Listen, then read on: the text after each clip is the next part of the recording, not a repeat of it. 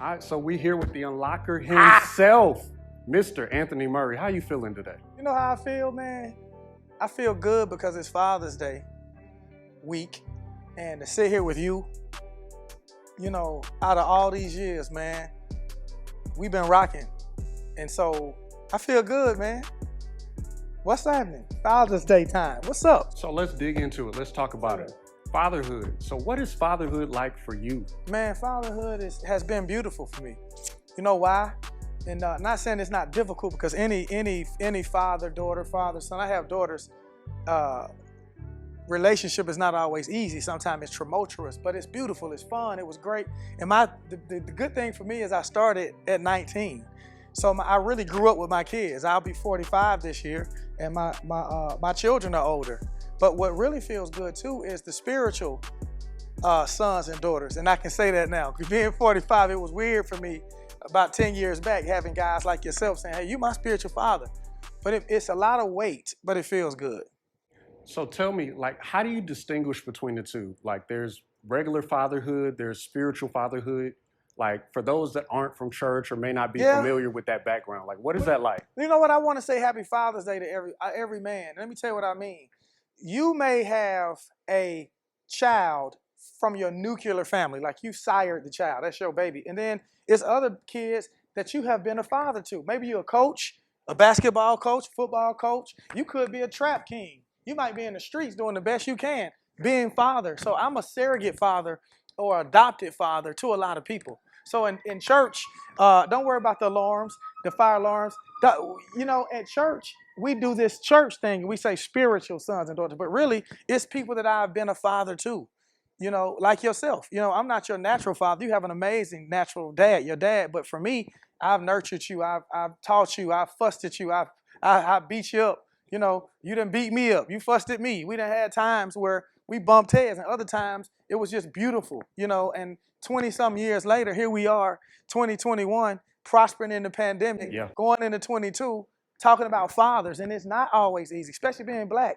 Being a black father in the world ain't easy, man. And that's why I'm doing this. It's not easy being a black father. You know, it's not easy being a father, period, but being black and being a father with all the pressure, and it feels like the ladies get all the love. You know, they get all the shout outs. I know my whole life. I mean, I'm going crazy. One Mother's Day, I bought my mama a car. Another Mother's Day, you know, she just wanted a little bag. Another Mother's Day, she just wanted a kiss and some flowers. But we always forget about us as dads. But it's difficult being a father. It's not easy, because we don't just father our nuclear, just like mothers. We father other good fathers. We father other men and women throughout our entire life. And I believe men should get some honor for that, and should get some credit for that. And then I think black men should get honor and credit a little more, because we got the weight of the world, we got racism, we got everything else. And men, we keep things to ourselves. Yeah. But we got feelings too. Let's talk a little bit more about that. Now, delving in deep, you're 45. Church has been bustling. You got 20 years under the game in ministry. What are some of the difficulties that you face when it comes to fathering? Like, give it to us straight. Like, people listening straight up. People who take from you, people straight up, people who take from me, benefit from me, but dishonor me, disrespectful. What do I mean? People I've raised and people I've helped act like I didn't do it. And they act like it's even. It ain't. You was the son, you was a daughter, and I was the father. I was the one teaching. I was the one correcting. I was the one taking the hits. I was the one investing, getting my butt kicked, spending money, spending money, going through changes, going to games, I've done so much for so many people. And the thing that hurts, used to hurt when I would take it personal. Now I understand it's just what it is. But if you want me to be real, that's the difficult thing about being a father. Not being appreciated, not being honored. Like, what is honor? What does that mean? Honor don't mean control. It don't mean you control your son. I don't try to control you and tell you what to do with your life and lord all over your life. I'm just here. I'm here to protect. I'm here to help. I'm here to teach. I'm here to correct. And I'm here to leave you the hell alone and let you be a man. And so what has been good about our relationship is the mutual respect. Yeah. You've worked for the ministry. How many times you been fired at this church? I was like, didn't we let David go? And I remember crying and saying, well, I thought we let him go. He won't leave. Yeah. Because you said, you my father, and I'm not here about money. I'm not here for a check. what you do changed my life. That was honor. Yeah. 20-some years. How long? At least 20 years later, here we are right now, still saying the same thing. It's a mutual respect. I think some fathers don't know how to give the respect they want. Now, do you think that's because they didn't get it, or do you think they just don't know how to give it? I think that it's in people. I think that certain things is in a man, especially if I'm teaching you. See, it's not in you to be. It's not in certain people to be certain ways. Let me say that it's not in you to be disloyal. When it's in you to be disloyal, unless you get it out of you, that's what you're going to be. No matter what happens in life, no matter how good somebody treats you, if you're disrespectful in your core and you refuse to learn, some people hate wisdom, you're going to be disrespectful and not have honor anyway because it's in you. But if it's in you to be loyal, like a dog, it is man's best friend. Loyalty is expensive. But look at a dog. Why is it man's best friend? That dog loves you. If you feed that dog one time when he was hungry, that dog saying, I might bite you if you make me, but I'll never forget that you fed me when I was hungry.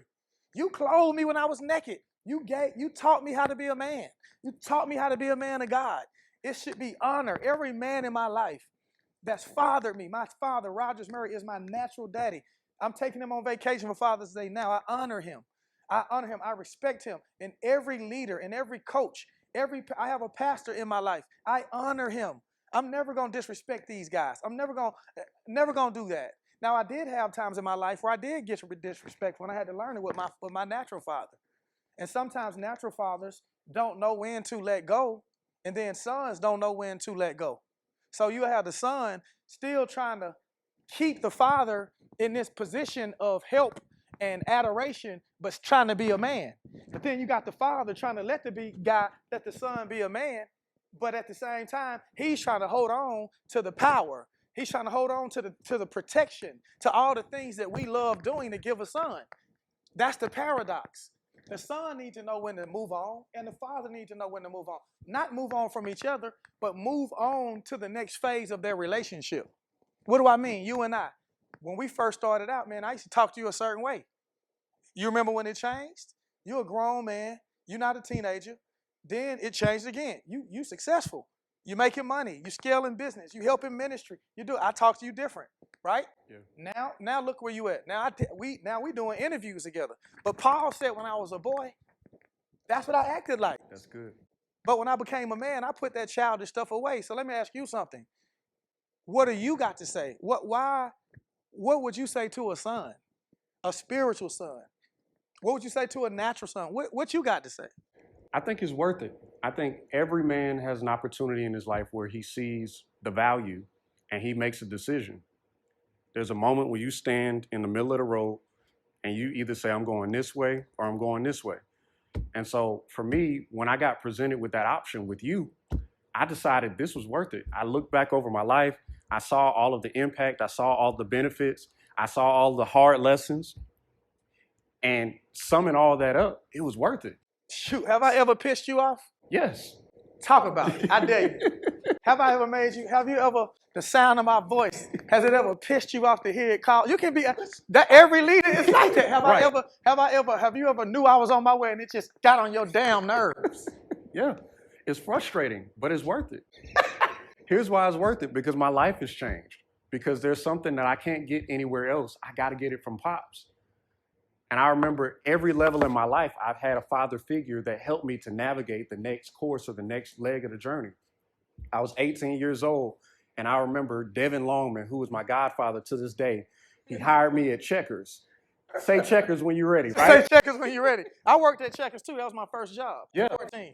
Go. See, he hired me as a cashier. I had no experience with customer service, but he saw something in me. And so I was like Calvin from McDonald's at Checkers. And so I went from being a cashier to being a shift manager to being an assistant manager to going on. And if I wouldn't have quit, I would have been a GM.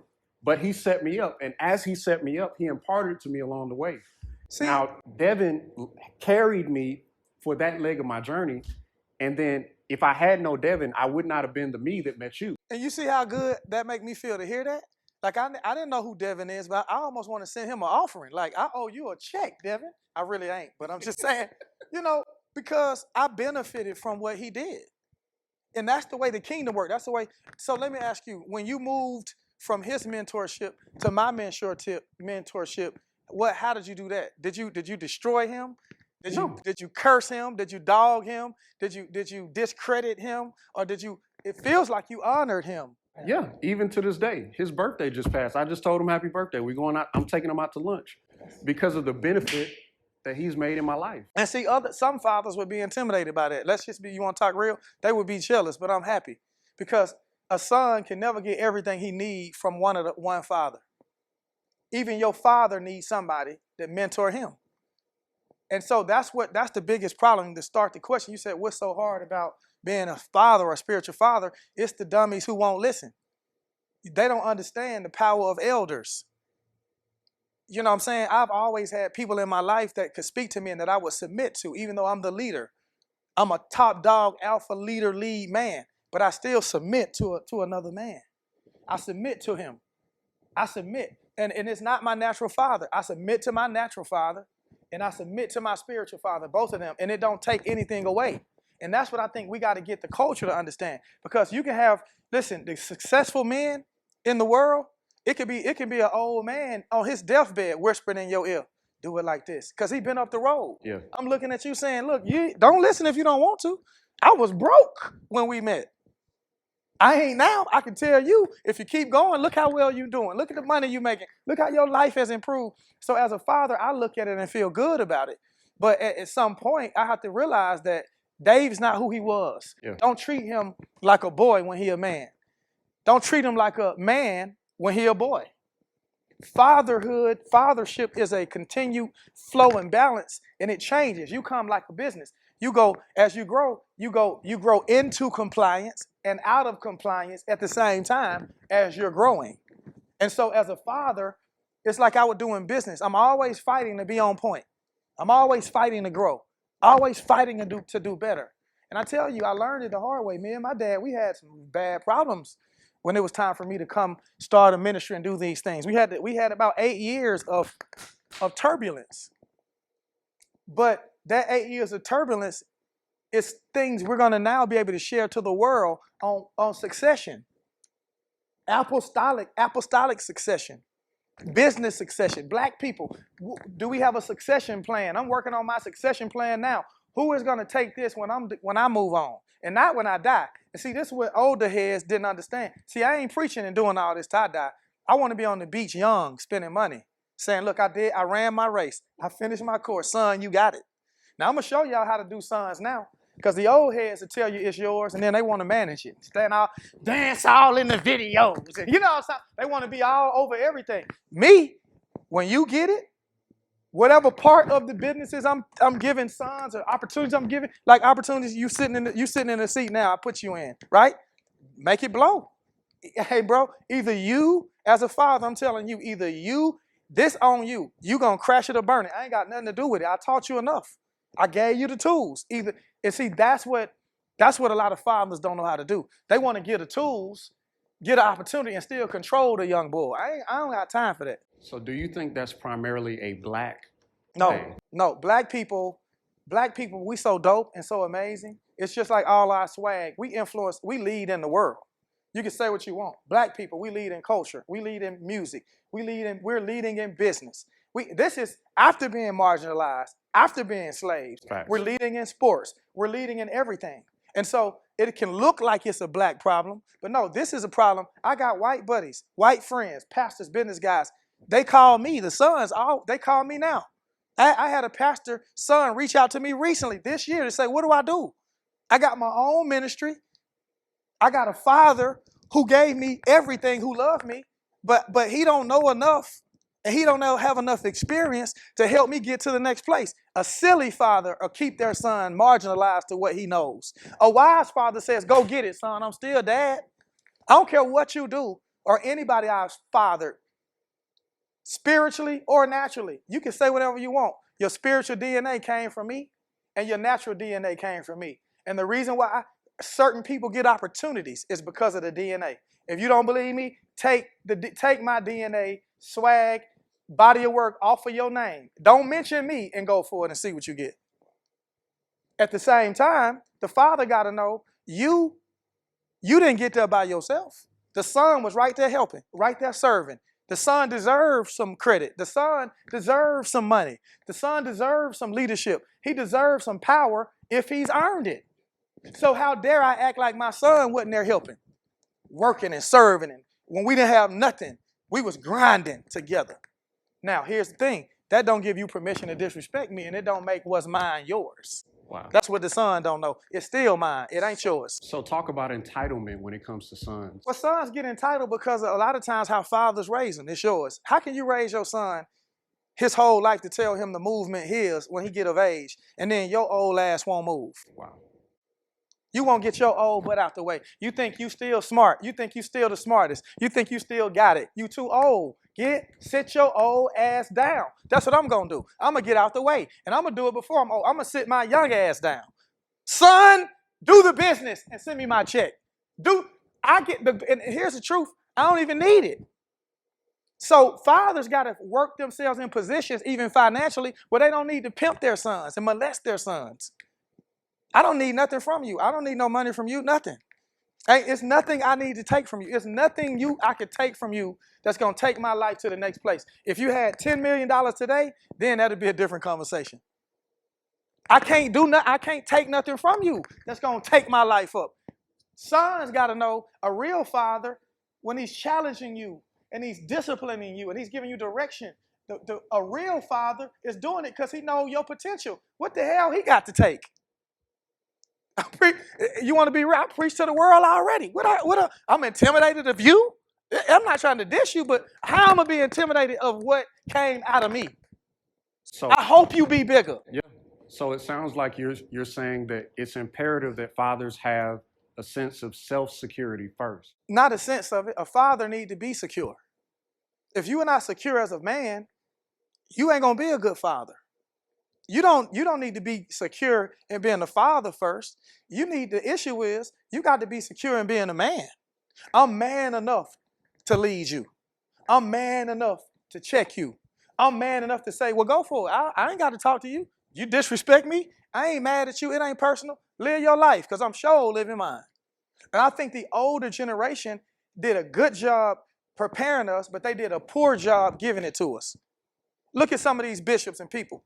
You see I see bishops and pastors, and even you don't really see it in business because they won't allow it, but in ministry, how you the bishop, and you put another bishop or a pastor in charge, but you on every flyer.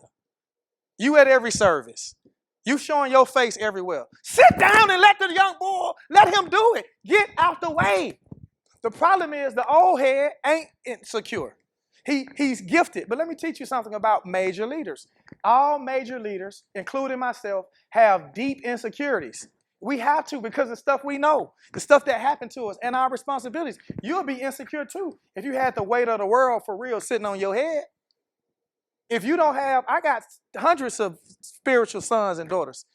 If you don't know what that, you about to see, if you don't know what that weight feel like, it's difficult for you to even understand what I'm talking about.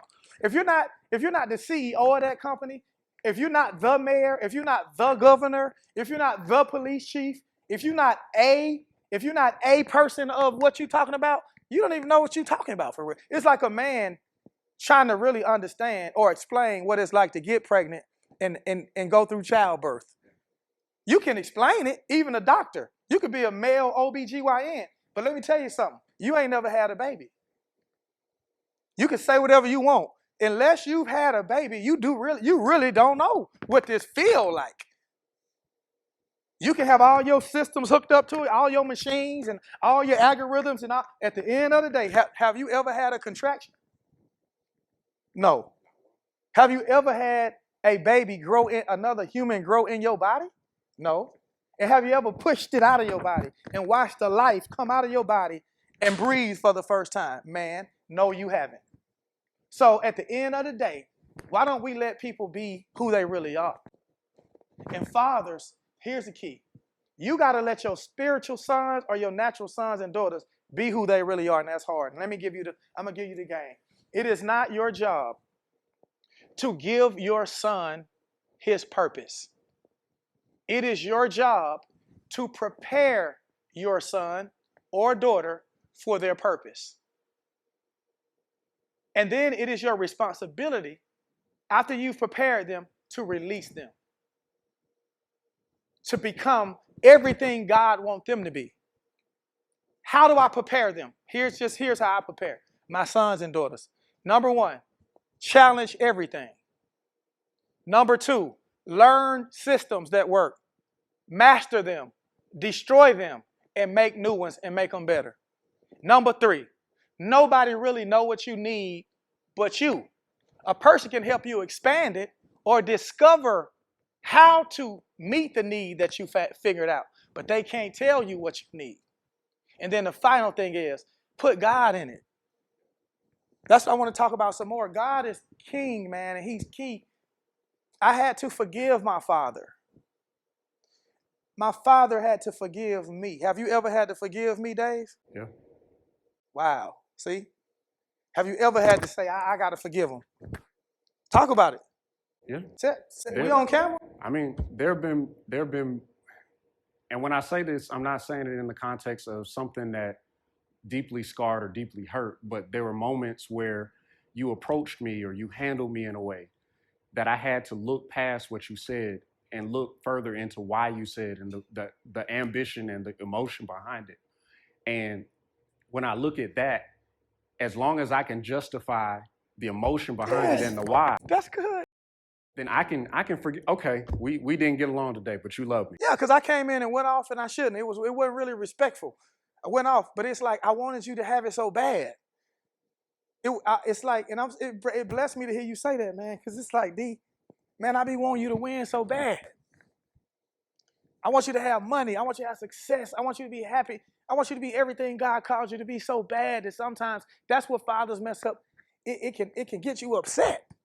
You see what I'm saying? Like this is passion right here. Like this is why I would go off on you. Because who else can? Who else gonna say it? But thank you for saying it, because this is the father-son relationship. And have you offended me? Heck yeah. To have to fuss at you. I'm in here saying I gotta scream at this man and fuss at him, but I'm going in his face because I love him. And everybody else that walked out of here can walk off and leave and do whatever, but he's still right here. So I'm gonna give him my best. And sometimes it was out of frustration and love. And I love what you said, because I've had to do that with my own father. I had to do that with my spiritual father now. I told my spiritual father, I said, listen, dog, if you let me off the hook one time, I can't respect you. My life is hanging on the hinges of what you're teaching me. Don't let up on me. I told him, I can take it. Hit me in the freaking, this is our rule. You hit me in my freaking mouth every time. If you don't, I can't follow you. You can't coach me. You can't pastor me. You can't father me if you let me off the hook. Because my greatness is too important than my feelings. And that's why I cuss your ass out. Because I knew your greatness. I knew it. I knew that you could be doing what you're doing now. And I see your future. And I love it. So you see what I'm saying? How it happens? I've offended him. Have it ever been a time when you felt like, man, I ain't sure he know what he doing, but I'm following. Yeah. Talk about it. Talk about, do he really know what he doing? Listen, every new venture we've gone on, I don't see every vision you see. Really? But I know you got a plan, and I trust your track record. Everything that you said you were going to do, win, lose, or draw, and it hadn't been that many losses or draws every time. Yeah. So I can trust that when I can't trust when I see. Yeah. And I hope you trust in the God. See, you have to trust the spirit in people. The Bible talks about judge no man after the flesh, but after the spirit. And what David's explaining is we know each other after the spirit. You know what I'm trying to say? No matter what happened in our relationship from this forward on, we know each other by the spirit. And when you know somebody's spirit, it don't mean they got to be in your situation. It might be a time where it's time for you to do something else, do something new, do something bigger and better. And we supposed to I'm supposed to be cheering and pushing you on. And if it's something stupid, to say, listen, I don't think that's smart. I don't think it's going to work. But if it failed, me and you going to fix it. Go for it, son. If you go out here and do it and it don't work, we going to clean it up together. If it failed, we going to fix it. But you'll never be in the cold and on the streets as long as I'm your father and spiritual father, and as long as we got respect between us. Yeah. It's the disrespect that I don't tolerate. Vice versa. And disrespect is not talking. That's small stuff. Disrespect is what we actually do. And it's a heart thing. At the end of the day, like you said, it's either in you or it's not. And so everywhere you go, I think you preached this years ago. You take you with you. Take you with you. I see people jumping ships, doing all kind of stuff, and I'm looking at them, man, you still don't get it. You're a stupid dummy. You take you with you. Improve you. I've been improving myself all the pandemic, improving on myself, improving on my attitude, improving on my heart, improving on my fidelity to God, improving on things to do righter. You're a fool in the midst of this pandemic. You're a fool in the midst of what's going on right now in the world to stay the same, doing the same foolish, trivial, dumb stuff. I can't be that person. And I refuse to not tell my people that I lead the truth. The truth is that this is our time. And if you don't do what you need to do right now, you're going to miss it forever. This video going to be out here for years. Judge it years from now. If people don't acquiesce to the times that we're in, people are taking an old model, sticking it in a new day, and it ain't going to work. Even fathers and sons got to acquiesce. What does loyalty mean to you in a short words? What does it mean? Saying yes every day. What does that mean? Yes, every day though. I don't get that one. So I got a call yesterday. I didn't even tell you this. I got a call. Somebody called me and said, hey, we got your contact information. We're actually looking for a creative pastor. We wanted to know if that was something that you were interested in. And immediately, my first thought was, nah, I'm good. That's loyalty. I see what you're saying. And it was a 30-second conversation. Oh, no, I'm already invested where I am. Oh, okay, are you in a ministry or are you pastoring? Or I said a little bit of both, but we're good over here. See that? It was a short conversation, but loyalty is when I have an opportunity to go one way or another, I choose to stay. That's what you mean when you say yes? Yeah. I like that. And I'm the same. I'm the same with you. I'm the same with ministry. And I love that because who wouldn't want a son like you that's full of opportunities, that still choose? And that's what I love about relationships. And we're going to end on this is father and son relationship has to be free will. It can't be about money. It can't be about control. It can't be about ego. It cannot be about religion. It has to be about being a father to a son and a son to a father. I just want to do this because it's Father's Day. I know we said something that you could grab. My name is Anthony Murray, the Unlocker. And this is David Wright, my spiritual son of over 20 years. And we're saying Happy Father's Day. Happy Father's Day. All right, we'll see y'all soon. Peace.